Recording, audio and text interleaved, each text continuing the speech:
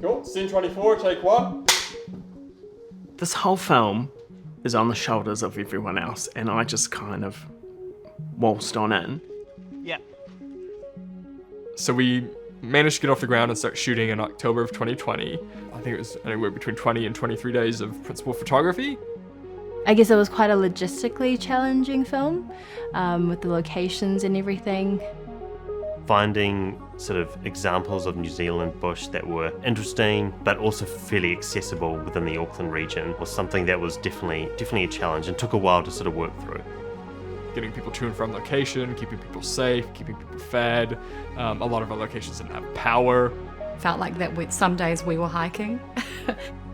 It was an environment that we couldn't really control all the time, and we definitely had some days when the weather got the better of us. That's lovely, Kate. So lovely. But we managed to pull through on all of those days and came up with some really cool stuff. It was about learning how to be resourceful and how to problem solve in those situations where you kind of don't really have a lot to work with.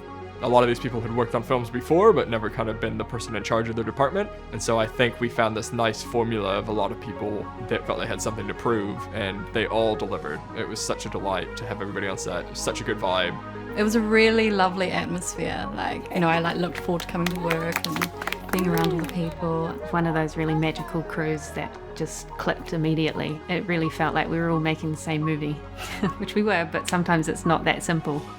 Often in large film projects you get this departmentalism where people don't want to go and help with lighting, you don't want to go and help with art, you don't want to go and help with makeup, but with this there was a lot of just everybody was helping to create the best final product possible. It was possibly the nicest crew that I've ever worked with.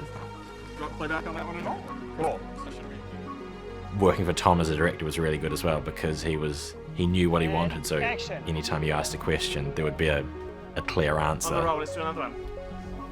Should I look closer to the camera to reset? It was really nice that he trusted us as HODs to really deliver on the other aspects of the film. He always brought such a joy, and he was always positive, even though he was, directing, writing and starring in it. That was my happy place, being on set. The whole crew was so dedicated and professional. And I just want to spend all my time with them. Cut. I'm happy with that.